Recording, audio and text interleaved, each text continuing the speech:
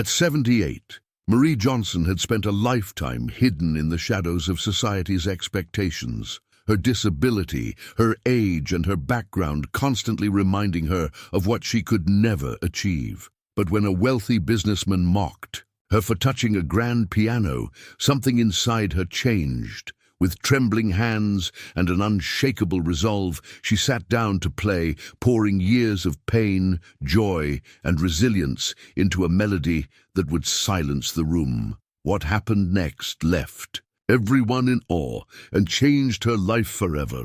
Marie Johnson lived in a modest apartment on the edge of a low-income neighborhood. The building's paint had peeled in several places, and the narrow hallways smelled faintly of old wood and dust. Her apartment, though small, was hers. She had made it a sanctuary of sorts, where the rhythms of her life played out quietly. At 78, Marie was a woman of resilience, though life had often tested her strength. Born in the heart of the city, Marie had been a lively child, always curious about the world and eager to engage with everything around her. But at the age of 20, a car accident left her with a permanent disability. The accident had damaged her spine, and while she was still able to walk, it was only with the aid of a cane. As the years passed, her arthritis worsened, making each step a painful effort. She no longer walked as she once did. Her movements were slow, deliberate, and often accompanied by a sharp breath as she adjusted her weight. Despite her disability, Marie had never allowed it to define her life. She had managed to live independently for most of her life, though the struggle had been constant. No one understood this better than her.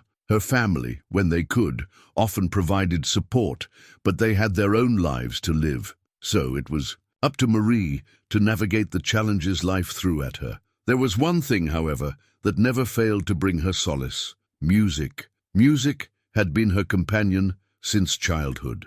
Even as a young girl, she had been captivated by the sound of a piano. Her mother, an avid music lover, would often play records of Beethoven, Chopin, and Tchaikovsky, filling their small home with the beauty of classical melodies. Marie would sit for hours, listening to the sounds with rapt attention, closing her eyes to let the music take her to faraway places. She dreamed of playing an instrument herself, but resources were limited. It was a dream that seemed impossible to reach. Especially after the accident, Marie's life had not afforded her the luxury of formal music lessons. In her neighborhood, few could afford the cost of such education, and even fewer had the instruments to learn on. But she never stopped loving music. Even after her accident, she clung to the melodies in her heart, as though they were a lifeline. She would often listen to classical music through the worn-out speakers of an old radio that sat on her kitchen counter, its frequencies crackling with each passing year. Beethoven's Moonlight Sonata felt like it was composed just for her. Its melancholy tones resonated deeply with her, and she often imagined herself sitting at a grand piano, playing each note with precision and grace. However, the reality of her living situation could not be more different. Marie owned an old, out-of-tune upright piano that sat in the corner of her apartment. The piano, a gift from a long-forgotten friend, had seen better days. Some of its keys were chipped, while others didn't sound when pressed. The pedals, once functional, were now a source of frustration. Still, Marie would sit at the piano each day after the sun had set, when the noise of the neighborhood quieted down and she could finally find peace. Her hands, gnarled from arthritis, danced over the keys with a sense of urgency. She struggled to press the higher notes, and sometimes the weight of her body made it impossible to press the pedals. But still, she played for the joy it brought her, even if it was imperfect. Marie never sought professional lessons, partly because she could not afford them, and partly because she didn't know how to ask. But she taught herself in the only way she knew how, by listening and by feeling. Music for her wasn't just a series of notes and rhythms. It was a language she understood better than words. In the quiet moments when she let her hands fall onto the keys, she felt the music deep in her chest. It was the one thing that made her feel truly alive. It was the one thing she could still do, despite the limitations that life had imposed. On her, every note she played was a story, her story. There were days when she played in joyful celebration, her fingers flying across the keys in bursts of energy that made the dust on the floor dance in the light. Other times, she played through the pain of the past, the deep, sorrowful melodies pouring from her soul. She never had to explain herself to the piano. It understood her. It never judged her for the pain in her hands or the struggle in her heart. Even when the world felt too heavy to bear, Marie found solace in the music. It wasn't about being perfect, nor was it about performing for others. It was her escape. Music was a quiet rebellion, an affirmation that despite everything, she was still capable of creating beauty, no matter how small or imperfect it seemed. The piano, her companion in this humble apartment, was the closest she could come to touching the stars she had dreamed of as a child. In her small world, Marie Johnson may have been just another elderly, disabled woman struggling to get by. But, in her heart, she was always a prodigy, playing a symphony of resilience and hope, one imperfect note at a time. Marie Johnson had never been to an event like this before. The invitation had arrived one rainy afternoon, an elegant white envelope embossed with gold lettering. At first, she thought it was a mistake, but the name on the invitation, Charles Montgomery, was not one she could ignore. Charles Montgomery, a wealthy businessman and philanthropist, was well known in the city for hosting extravagant charity galas at his mansion, raising funds for causes that seemed as distant and unreachable as the stars. The gala was to be held in honor of the local arts community, and somehow Marie had found herself on the guest list. At 78 years old, Marie had learned to be cautious about such invitations. Life had never been kind, and the world of the rich and powerful always seemed like an exclusive club where she would never belong. Still, her curiosity got the better of her, and after speaking with her friend from the senior center, who had insisted she attend, Marie decided to take a chance. The day of the event arrived, and with the help of her cane, Marie made her way to the venue. The grand mansion, surrounded by meticulously manicured gardens and tall iron gates, seemed to rise out of the ground like something from a dream. The marble floors, the crystal chandeliers, and the polished grandeur of the place made Marie's heart race with a mixture of awe and nervousness. She clutched her dress tightly, trying to ignore the way the fabric of her old shoes dug into her feet. She felt a pang of embarrassment, but she shook it off, reminding herself that she was here because someone had seen her, someone had noticed her, and that small act of recognition was enough to push her through the front doors. As Marie walked through the large entry hall, she couldn't help but feel out of place. The air was thick with the scent of expensive perfumes, and the soft murmur of voices was punctuated by the clinking of champagne glasses. Everywhere she looked, there were polished faces and immaculately dressed people discussing topics that seemed foreign to her. She felt as though she were invisible, a mere shadow among the brightly lit guests. But then, in the center of the grand ballroom, something caught her eye. It wasn't a piece of fine jewelry or the dazzling artwork adorning the walls, but a piano. A Steinway grand piano, its polished black finish gleaming under the chandelier's light, stood majestically at the heart of the room. Its sheer beauty took Marie's breath away. She had seen pianos before, but nothing like this. This was a piano of dreams, of grandeur, a symbol of everything she had longed for but could never attain. Marie felt an overwhelming desire to approach the piano. Her heart raced as she slowly made her way toward it, each step feeling heavier than the last. She could hear the hum of conversation around her, but the piano seemed to beckon her, pulling her closer. As her cane clicked against the marble floor, she noticed the group of people gathered nearby, well-dressed, laughing, sipping wine, but their voices faded as she stepped closer to the piano. It was like the instrument had created a bubble of space just for her. Her fingers itched to touch it, to let them glide over the ivory keys, to play something that had been locked away inside her for so many years. But she stopped herself. She knew she didn't belong here, among the elite. The thought of sitting at this exquisite instrument felt like a betrayal. both of her humble background and of the people who would never have the chance to experience this kind of wealth and beauty. But still, she could not pull herself away. The piano called to her louder than the whispers of doubt in her mind. As she stood before the piano, Marie's mind swirled with conflicting emotions. The room around her was filled with the glint of wealth, gold jewelry, expensive suits, and the glimmer of riches that felt so far out of her reach. She could see the guests exchanging pleasantries, laughing about their vacations to exotic places, discussing the latest high-end fashion trends as if they were mere trivialities. To them, these things were normal. To Marie, they were as foreign as the moon. She felt the weight of her disability more acutely in this space, her cane pressing into the smooth floor as if to remind her of how different she was. The luxury, the opulence, it was all so overwhelming, and for the first time in years she felt the sting of inadequacy. Her life had been a constant struggle to make ends meet, to survive, to find peace in her small apartment surrounded by crumbling walls and the hum of a broken-down piano. Here in this place, she was nothing more than a shadow, a woman who had no place in this world of wealth and privilege. Marie tried to shake off the feeling, but it lingered. The beautiful piano seemed like a distant dream, one she would never be able to touch, let alone play. As she stood there, lost in her thoughts, a voice broke through the haze. "Don't even think about it," a voice said sharply, pulling Marie back to the present.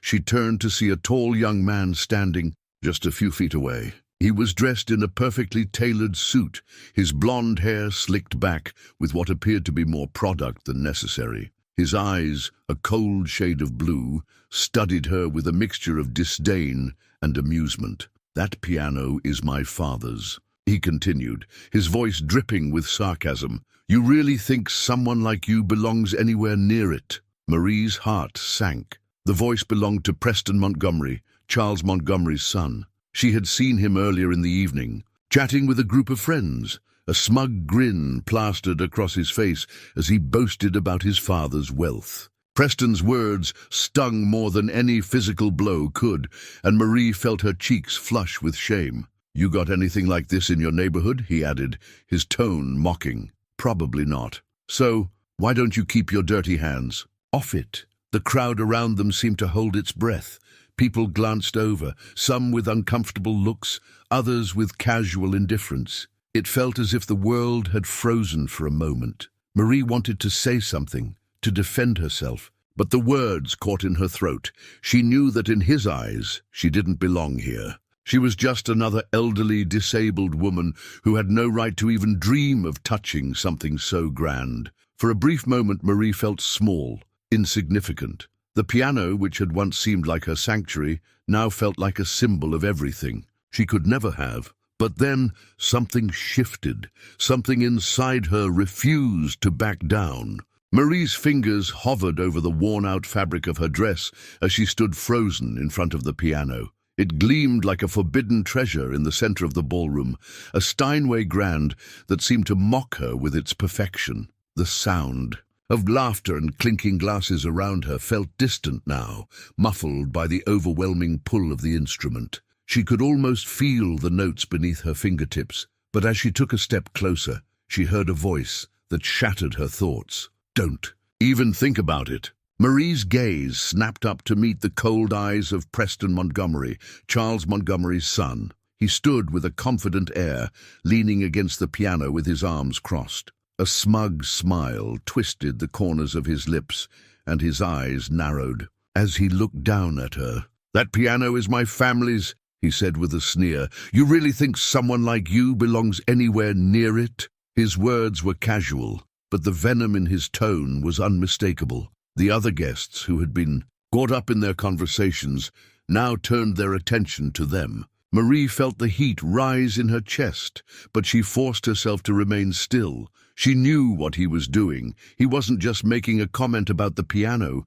He was trying to remind her of the boundaries that existed between her and the world. She now found herself in boundaries she had never dared to cross. Preston stepped closer, his voice dripping with condescension. "I don't think you should touch something that valuable with those hands," he said, his gaze flicking briefly over Marie's frail fingers. "You wouldn't want to ruin it, would you?" Marie felt as if he had slapped her. The insult stung, its sharpness digging deep into the tender places she kept hidden. She had always been used to feeling invisible, unnoticed by the world. But now, in this moment, Preston's words made her feel like a mere speck of dust, unworthy of even the smallest gesture of dignity. For a long moment, Marie said nothing. The words lodged in her throat, too heavy to speak, too painful to process. Her heart pounded in her chest, each beat like a drum of judgment. She could feel the eyes of the other guests on her, some curious, others gleaming with silent judgment,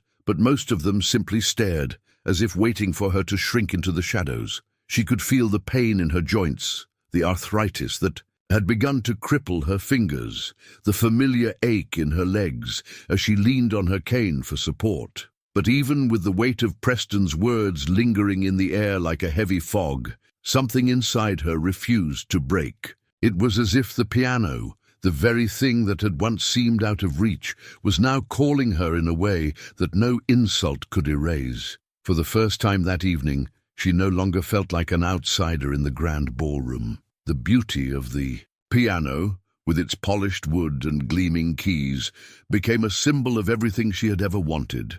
A life where she wasn't defined by her disability, a life where she wasn't made to feel small for simply existing. This, she realized, was the moment she had been waiting for, the moment where her silence could speak louder than any insult. Marie took a deep breath. No one had the right to tell her what she could and couldn't do. She had lived her entire life being told to stay in her place, to not expect too much, to accept the smallness of her world. But she had never allowed herself to give up on the one thing that made her feel truly free: music. Her fingers trembled as she gripped her cane tightly, the weight of it familiar in her hand. Her heart raced, but her mind was clear. She wasn't just going to take the insult lying down. She was going to take control of this moment of her life by doing the one thing that had always made her feel powerful. Marie's thoughts swirled as she stood there, the sounds of the gala continuing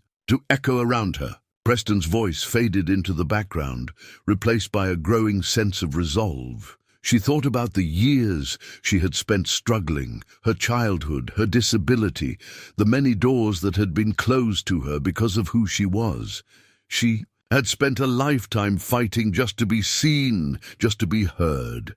Her arthritis, the years of physical pain, the judgment from people like Preston, none of it mattered in this moment. The piano before her wasn't just an instrument. It was a chance for her to reclaim something that had always been hers, the ability to create, to express, to transcend the limitations of her life. Her fingers, though stiff and sore, tingled with the urge to play. She could feel the notes rising in her chest, the music that had lived inside her for so many years, waiting for a chance to be released. She thought about the times she had played her old, out-of-tune piano at home, the times she had closed her eyes and imagined herself playing before a crowd, her hands moving effortlessly over the keys. She had always wondered if she would ever have the chance to do it for real. Now, as she stood before the Steinway, she realized that she had already made the decision. The fear of failing, the fear of being judged, it all faded away in the face of something far more powerful, her own determination.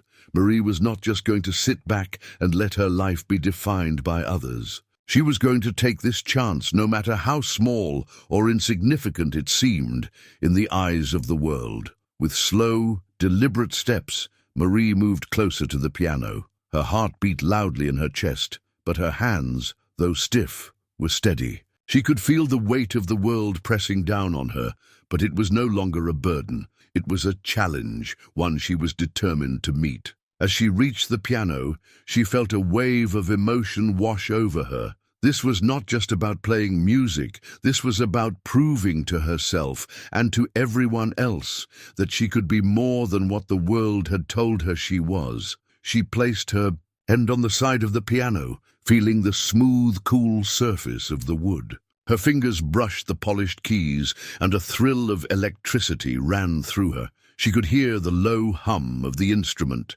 as if it were alive, waiting for her touch. Her joints ached as she lifted her hands to the keys, but the pain was secondary now. The music, the need to play, overshadowed everything else. Marie sat down slowly, the weight of her body pressing into the bench. She could feel the eyes of the guests upon her, could sense their surprise and judgment, but she did not care. She was here for herself. With a deep breath, she pressed the first key. A simple note, clear, pure, and beautiful, rang out into the room. It was followed by another, then another, as she played without thinking. The notes filled the space, warm and rich, despite the stiffness in her hands. Each note was an affirmation of her life, her struggles, her strength. As she played, the world outside seemed to vanish. There was no Preston, no judgment, no pain. There was only the music flowing from her fingertips,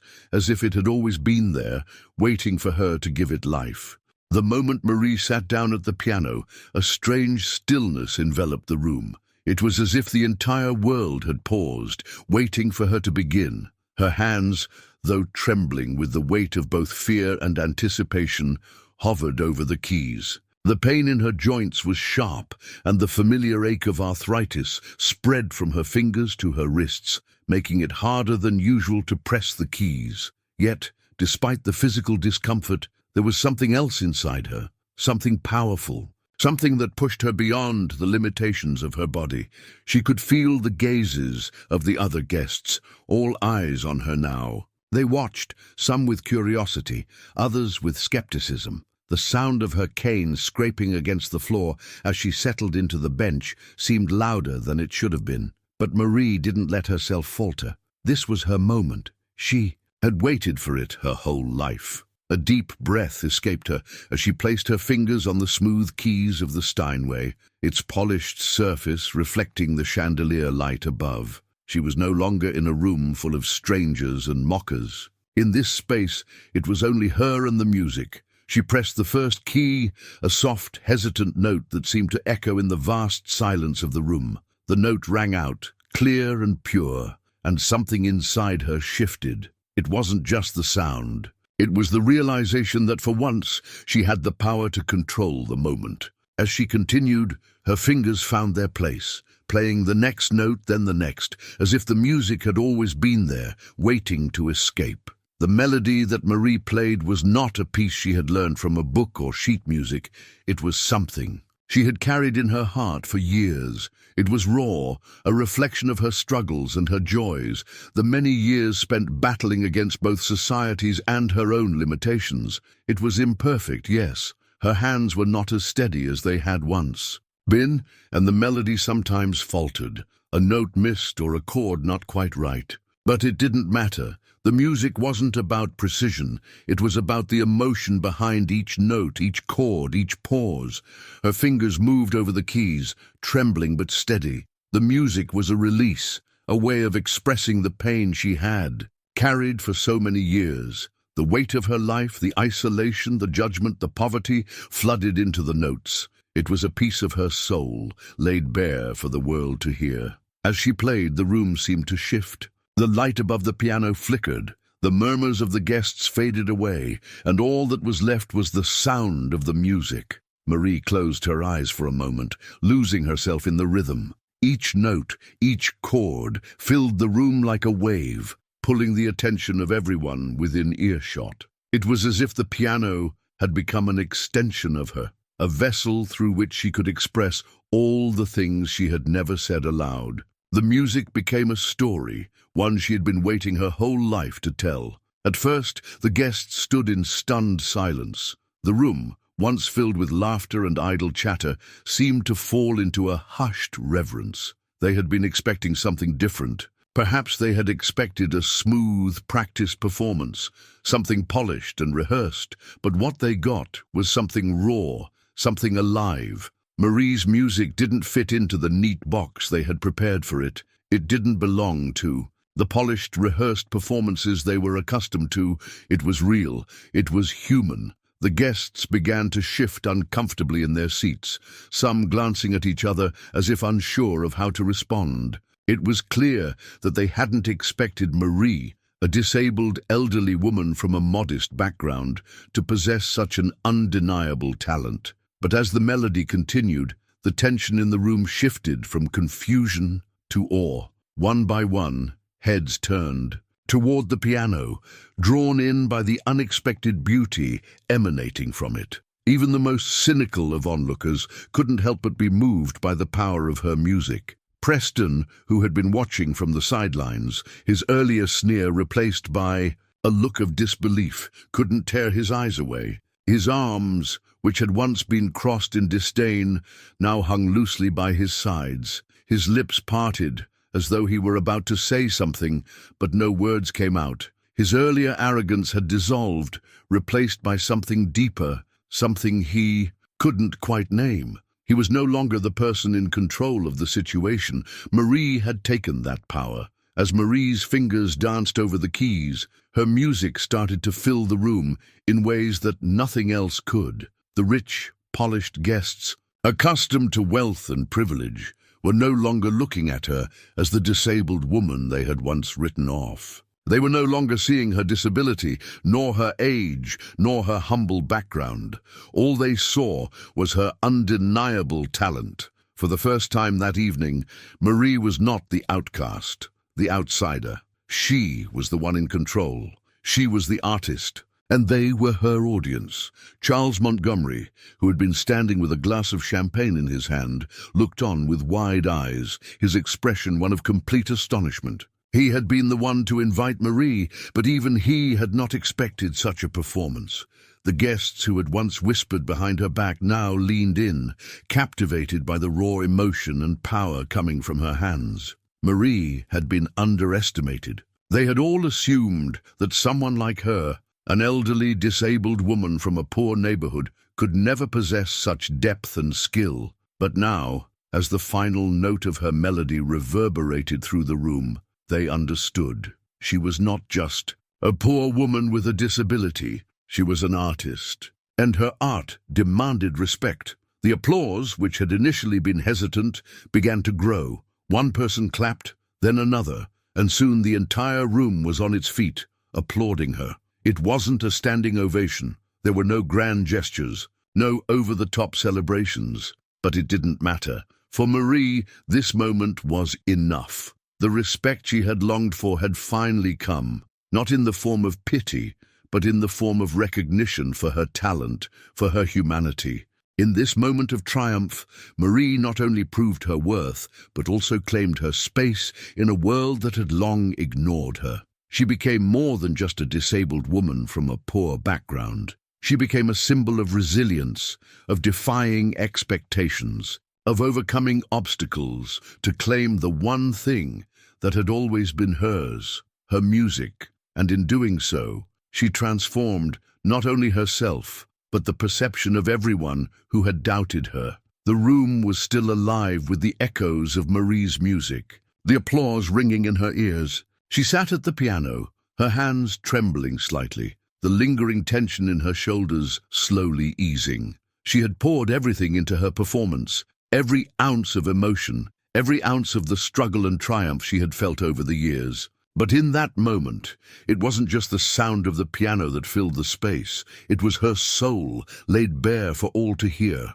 And the world, at least the small corner of it she had entered, had noticed. As the last claps began to fade, Marie slowly lifted her hands from the keys, but before she could rise from the piano bench, she felt a presence beside her. She looked up to see Charles Montgomery standing there, his face lit with genuine admiration. The man whose name had been on the invitation, whose wealth and power had seemed so distant from her own life, was now standing before her, and his gaze was full of respect. "Marie," he began, his voice deep and sincere, "I must admit, I never imagined hearing anything like that tonight. What you've just played, it's not just music, it's an experience.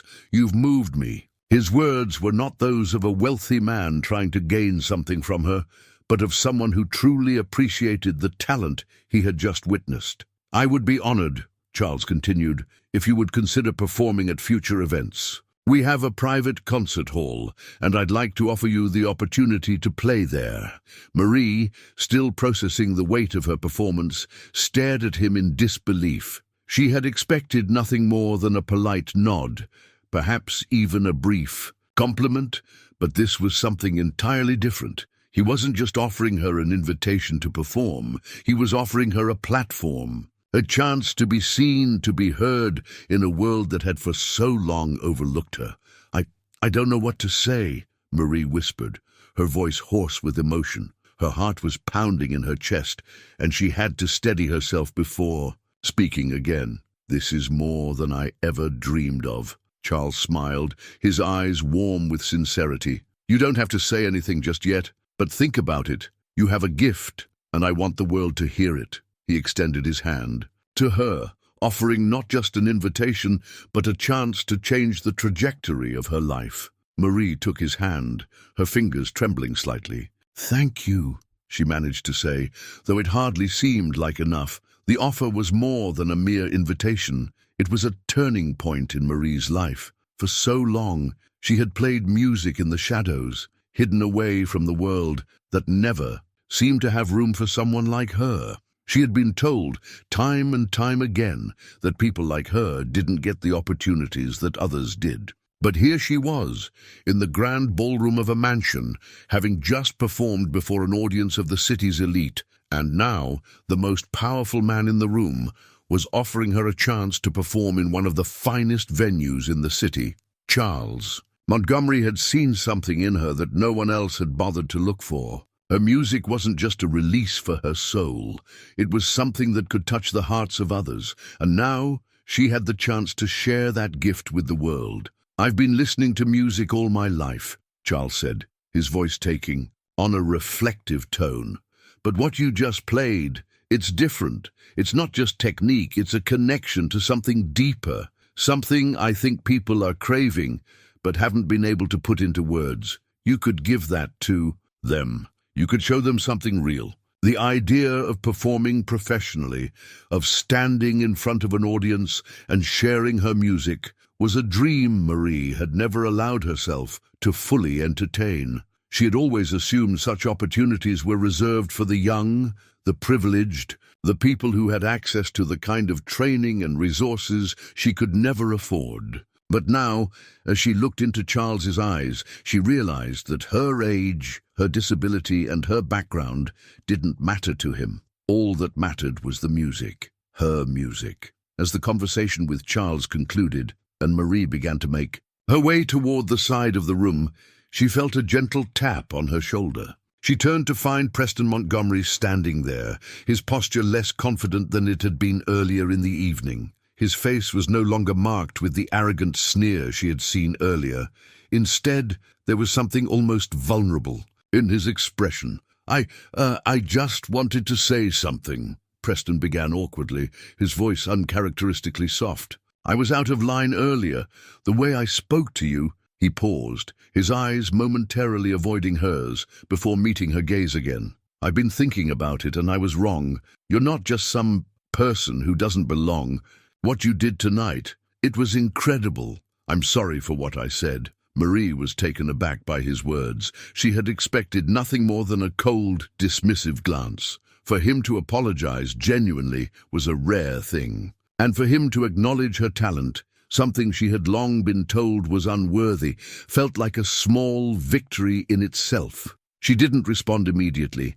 Instead, she simply nodded, her heart still processing the unexpected turn of events. "It's okay," she said quietly, her voice steady. "I know you didn't mean it like that." Preston seemed to hesitate for a moment, as if weighing his next words. Finally, he nodded once, his eyes softening. "I didn't expect you to play like that. I should have known better." Marie could see the sincerity in his eyes, and for the first time, she wondered if he might have truly understood. He wasn't offering her pity. He wasn't pretending to be impressed. He had witnessed her talent, and that was something she had earned, not just for the applause, but for herself. As the evening drew to a close, and the guests began to filter out of the mansion, Marie found herself alone with her thoughts. The offer Charles had extended to her was everything she had ever dreamed of. But now, as she sat in a quiet corner of the room, the weight of it all settled over her.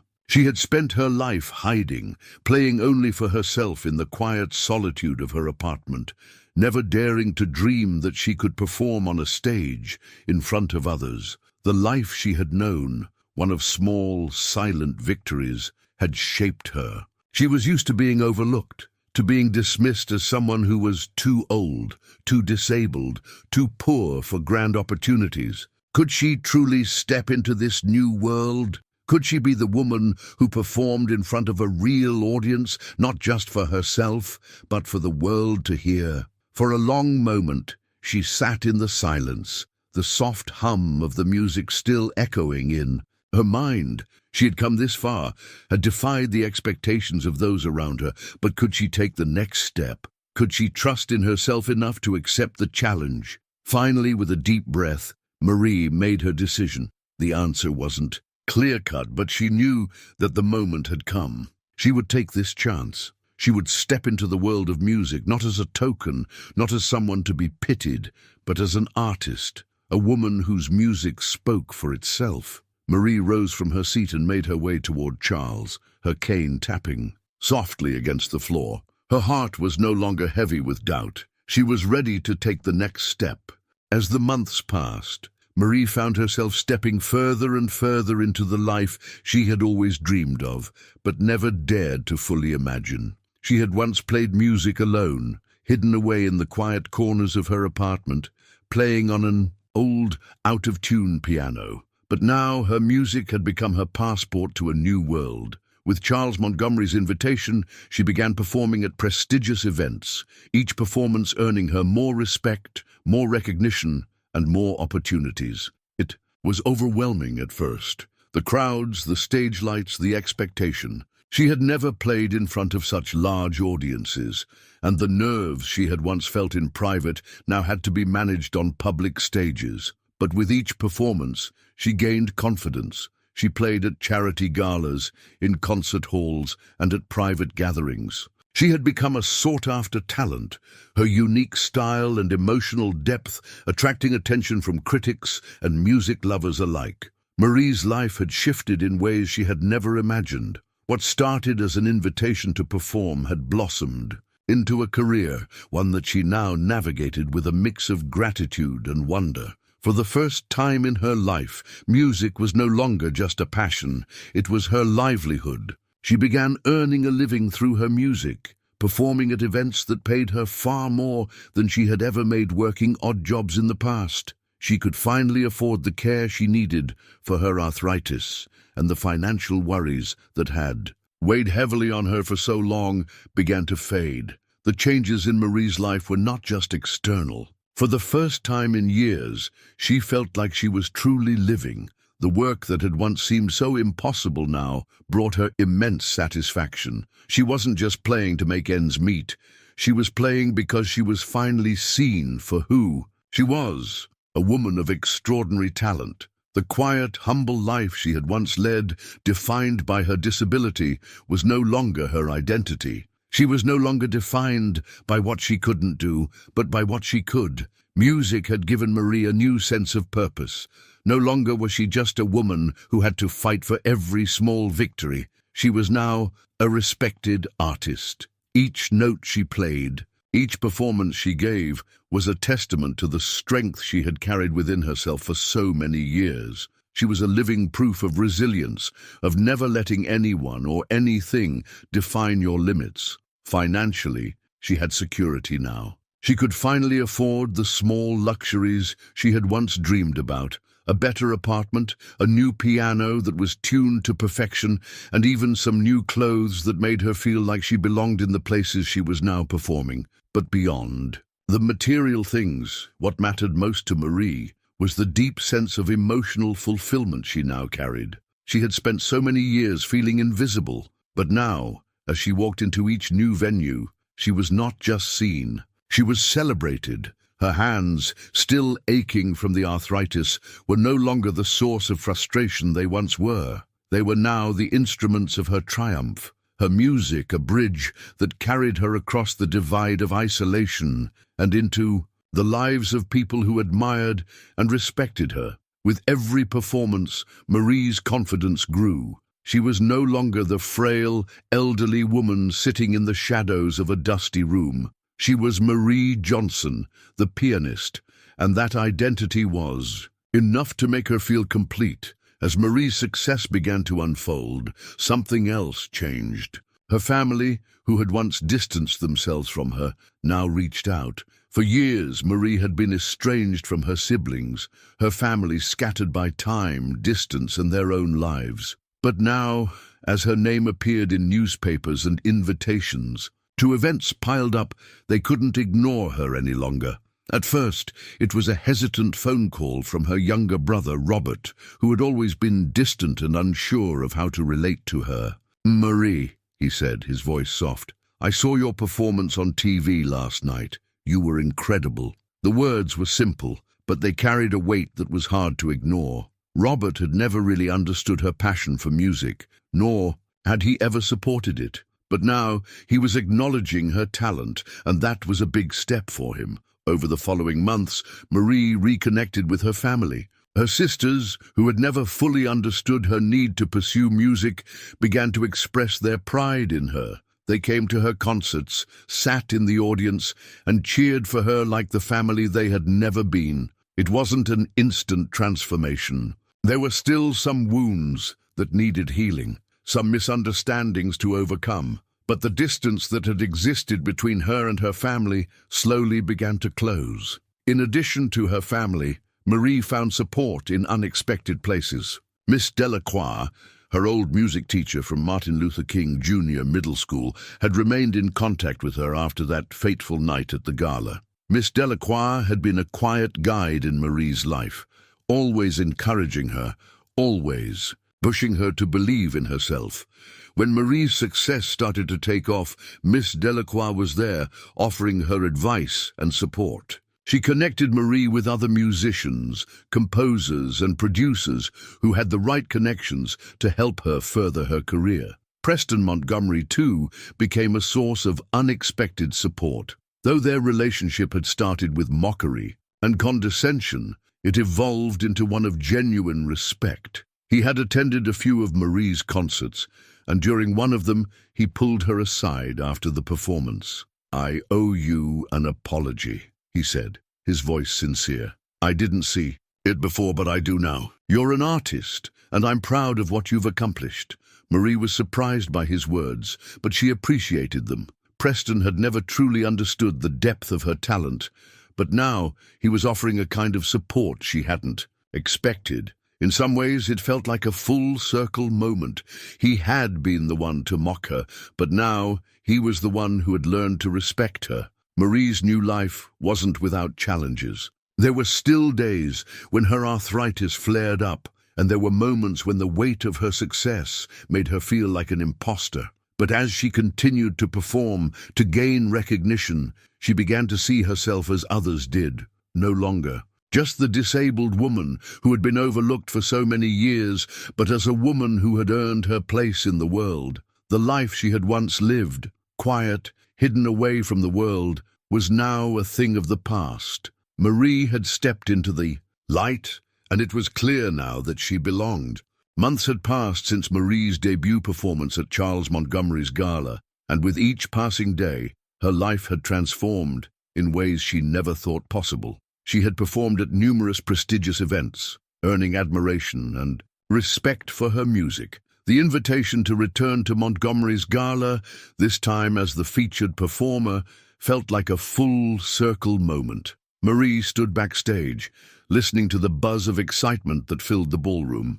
The guests who had once whispered about her age, her disability, her background, now watched her with a different set of eyes. The air was thick with anticipation. She could hear the clink of champagne glasses and the hum of conversation. But there was something else in the air now, a sense of reverence, of respect for the woman who had transformed her life and the lives of others with her music. The piano on the stage gleamed under the lights, its surface reflecting the elegant chandeliers that hung above. This time, it wasn't a symbol of unattainable dreams. It was a place where Marie had earned her right to sit. She had overcome countless obstacles to get here, and now she was ready to share her story. When her name was called, she stepped onto the stage with a quiet confidence that came from knowing exactly who she was and what she had achieved. The applause that greeted her was warm and welcoming, a stark contrast to the mockery she had once faced.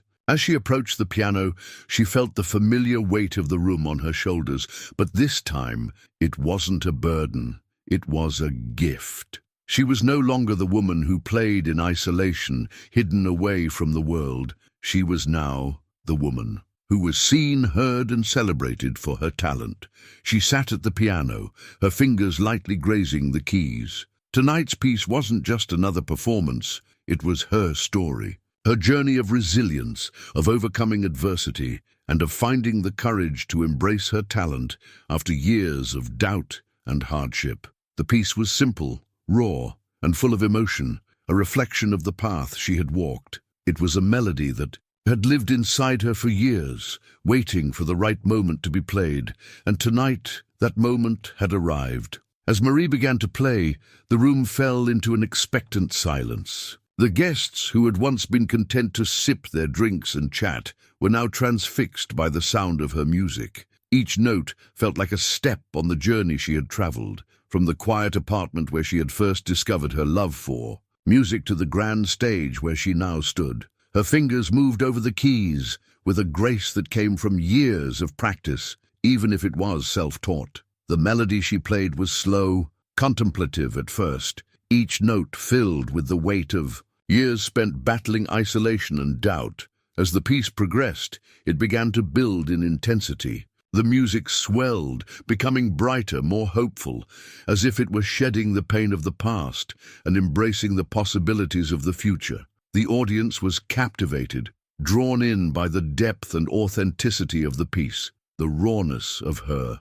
Performance was palpable. It wasn't just a skill, it was her story unfolding in every note. Marie's eyes were closed as she played, lost in the music. She was no longer aware of the guests watching her, nor of the fact that Preston Montgomery, the same man who had once mocked her, was sitting in the front row. His posture was different now, no longer arrogant or dismissive. He was leaning forward, his eyes fixed on her, and for the first time, he truly saw her, not as a disabled woman, but as a true artist. When the final notes of the composition echoed through the room, Marie slowly lifted her hands from the keys. The room was still. For a moment, no one moved, no one spoke. Then, as if in a collective release, the applause began. It was thunderous, not just for the music, but for the woman who had overcome so much to be where she was. The respect in the air was palpable, and as the audience stood in unison, clapping for Marie, she felt a deep sense of pride, a pride that was not about the applause, but about the fact that she had finally shared her truth with the world. As the applause continued, a young girl approached the stage, her eyes wide with admiration. She couldn't have been more than 15, but there was something in her eyes, something that reminded Marie of herself when she had first discovered her love for music. I just wanted to say, the girl stammered, her voice filled with, "Ode, your music. It made me want to play the piano. I've never heard anything like it before. Can you teach me?" Marie smiled softly, her heart swelling with emotion. She had spent so many years hiding her music, thinking it wasn't worth sharing. But here was someone, a young girl, who had been inspired by her performance. Marie's journey had already touched her life, and now it could inspire someone else to chase their own dreams. "You don't need me to teach you," Marie said gently. "You already have the music inside you. Just listen to it and let it guide you. The piano will always be there for you whenever you're ready." The girl nodded, her eyes shining with a new sense of possibility. For Marie, it was a moment of realization. She wasn't just performing for herself anymore. She was passing the torch to someone else, inspiring them to find their own voice through music. As the evening came to an end and the guests began to filter out of the ballroom, Marie stood at the edge of the stage, taking a moment to reflect.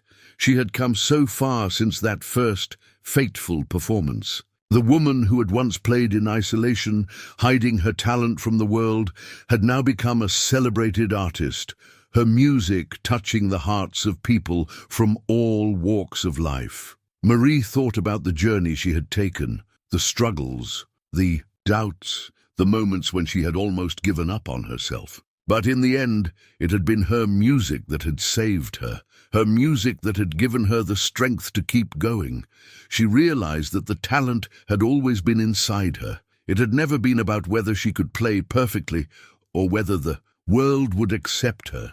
It had always been about having the courage to share what she loved, to stand in front of an audience and let her music speak for her. Her life had changed in ways she never imagined, but one thing remained constant. Music had always been her true voice, and now that voice had been heard by the world.